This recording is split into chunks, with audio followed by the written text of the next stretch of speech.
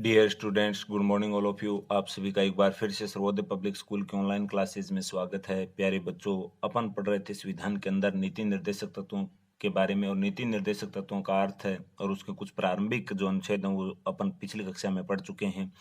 जिसमें अपन ने देखा था कि जो राज्य के नीति निर्देशक तत्व हैं वो राज्य को एक प्रकार से लोक कल्याणकारी बनाने का प्रयास किया जाता है, यानी समतामूलक समाज की किस प्रकार से स्थापना की जाए और एक प्रकार से सभी को किस प्रकार से समान अवसर अपन को प्रदान किए जाएं, इस प्रकार की व्यवस्था है वो संविधान के अंदर की गई है। जिसमें अपन ने प्रारंभिक के कुछ अनुच्छेद देख लिए थे, जैसे 41 में अपन ने देखा था कि विकास के आर्थिक सामर्थ्य की सीमा के अंतर्गत इस बात का प्रयास किया गया कि प्रत्येक व्यक्ति को अपनी योग्यता के अनुसार उसको रोजगार मिलना चाहिए। साथ में वृद्धावस्था जैसी महामारी या अंगहीन व्यक्ति, उनके लिए कुछ विशेष उपबंध किए जाए। आर्टिकल 42 है, उसके अंदर अपन ने देखा था कि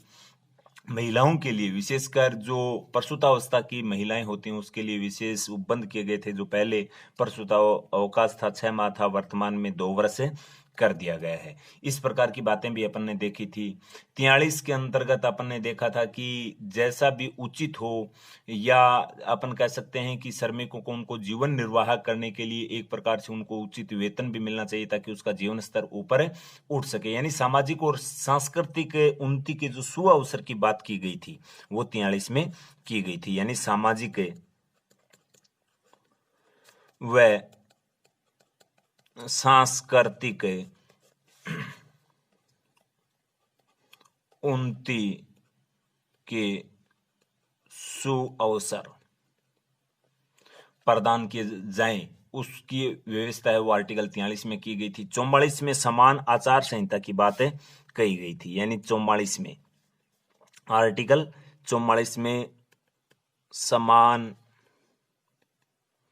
आचार संहिता की बात की गई, यानी सभी को समान बनाने की बात की गई थी। आर्टिकल 45 की अगर अपन बात करते हैं तो 45 के अंतर्गत राज्य संविधान के लागू होने के 10 वर्ष के अंदर अंदर, यानी 6 से 14 वर्ष तक, यानी 14 वर्ष तक की एज के अंडर के जो बच्चे हैं उसको निःशुल्क अनिवार्य शिक्षा का प्रावधान किया जाए, यानी 10 वर्ष के अंदर अंदर, 10 वर्ष के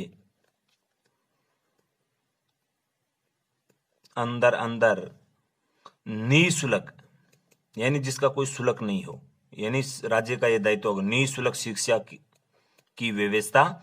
की जाए। इस प्रकार की बात भी अपन ने देखी थी। 46 में अगर अपन बात करते हैं जो पिछड़ी जातियां हैं, आर्टिकल 46 के अंदर जो पिछड़ी जातियां हैं, एससी है, एसटी है, अनुसूचित जाति है, जनजाति है, उनके बारे में अपन ने बात की थी। 40 में अपन ने पंचायती राज व्यवस्था की बात की थी। पंचायती राज व्यवस्था को अलग से विशेष रूप में आपको बताएंगे, उनकी जो समितियां थी और उनके बारे में विस्तार से किस प्रकार से संविधान संशोधन। लेकिन एक बार आपको इतना ही ध्यान में रखना है कि मूल संविधान के अंदर जो पंचायती राज की व्यवस्था थी वो आर्टिकल 40 में थी। 47 के अंदर जो मादक पदार्थ हैं, जो नशीले पदार्थ, मादक पदार्थ का अर्थ होगा नशीले पदार्थ, उनके निषेध की बात की गई है। और अगर अपन बात करते हैं उसके बाद की 48 में, तो 48 है वो एक प्रकार से पर्यावरण संरक्षण की बात करता है, यानी आर्टिकल है, आर्टिकल 48(2) है। एक तो आर्टिकल 48 है और एक आर्टिकल 48 क है। तो आर्टिकल 48 के अंदर जो राज्य है उनके कृषि व पशुपालन के संबंध में आधुनिक दृष्टि से अगर अपन देखा जाए, या अपन कहें कि वैज्ञानिक ढंग से उनका संचालन किस प्रकार से किया जाए, अर्थात अपन कह सकते हैं कि दुधारू पशुओं के वध निषेध की अगर अपन बात करते हैं या उनकी नस्ल की सुधार की बात करते हैं तो वो किस में है? 48 में है। यानी कि दुधारू पशुओं की नस्ल में सुधार, उसके वध पर रोक की बात आती है वो 48 में आती है। 48 क की अगर अपन बात करते हैं तो 48 क के अंदर पर्यावरण संरक्षण की बात कही गई है, पर्यावरण संरक्षण की बात कही गई है। यानी 48 क के अंदर बिल्कुल स्पष्ट लिखा गया है कि एक प्रकार से जो ये वध वगैरह हो रहा है अपने जो जंगली जानवर हैं और हैं, पर्यावरण संरक्षण के संबंध में, उनके संबंध में ये बातें कही गई है। अगर 49 की अगर अपन बात करते हैं तो अपने राज्य का ये दायित्व होता है कि जो अपने प्राचीन स्मारक होते हैं, ऐतिहासिक स्थल होते हैं, ऐतिहासिक वस्तु होती हैं, उनका जो संसद है वो राष्ट्रीय महत्व का घोषित करे, यानी कि अपने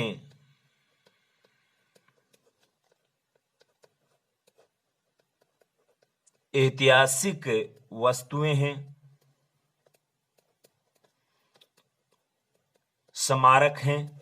उनका एक प्रकार से क्या करे, संरक्षण करे, और उनका संरक्षण इस प्रकार से करे ताकि उनको बचाया जा सके, जो अपनी एक प्रकार से धरोहर के रूप में है। और 50 की अगर अपन बात करते हैं तो न्यायपालिका कार्यपालिका के कार्य में पृथक करने का एक प्रकार से क्या किया गया है, प्रयास किया गया है। यानी आर्टिकल 50 है वो न्यायपालिका व कार्यपालिका, इन दोनों का जो कार्य है, यानी इन दोनों का जो कार्य है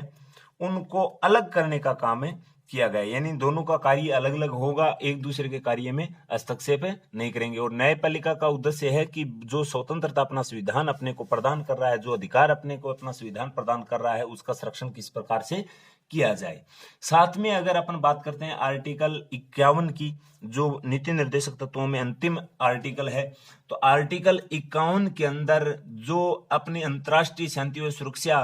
के संबंध की बात की गई है, अपनी विदेश नीति के निर्धारण की बात की गई है, विदेश नीति के निर्धारण की बात की गई है कि अन्य देशों के साथ अपने को किस प्रकार से संबंध स्थापित करने हैं, क्योंकि भारत एक संप्रभु राष्ट्र है। साथ में राज्य को यह भी एक प्रकार से अधिकार है इसके अंतर्गत कि जो एक प्रकार से अपने सम्मान संबंध बनाए रखने का प्रयास करेगा न्याय के क्षेत्र में। साथ में जो राज्य हैं वो अपने जो बाहरी राष्ट्र उनके साथ किस प्रकार से अपने अंतर्राष्ट्रीय कानून की पालना है, उनकी संधियों के प्रति उनकी आदर भावना क्या है, किस प्रकार से उनको आपस में व्यवहार बनाए रखना है, इस प्रकार की कहने का भावार्थ तो जितने भी विदेशी मामलात होते हैं उनका उल्लेख है वो किसके अंदर है, आर्टिकल 51 के अंदर है। तो ये अपने आर्टिकल आज नीति निर्देशक तत्वों के संबंध में कंप्लीट होते हैं। इसके बाद में नीति निर्देशक तत्वों का जो महत्व है, उनकी और कुछ अन्य बातें बची हैं, उनको किस प्रकार से क्रियान्वित किए जाने का प्रयास भारतीय संविधान के अंदर किया गया है, उसका किस प्रकार से उल्लेख है, उसके बारे में पढ़ेंगे अपन आगे की नेक्स्ट कक्षा में। आज के लिए इतना ही, धन्यवाद।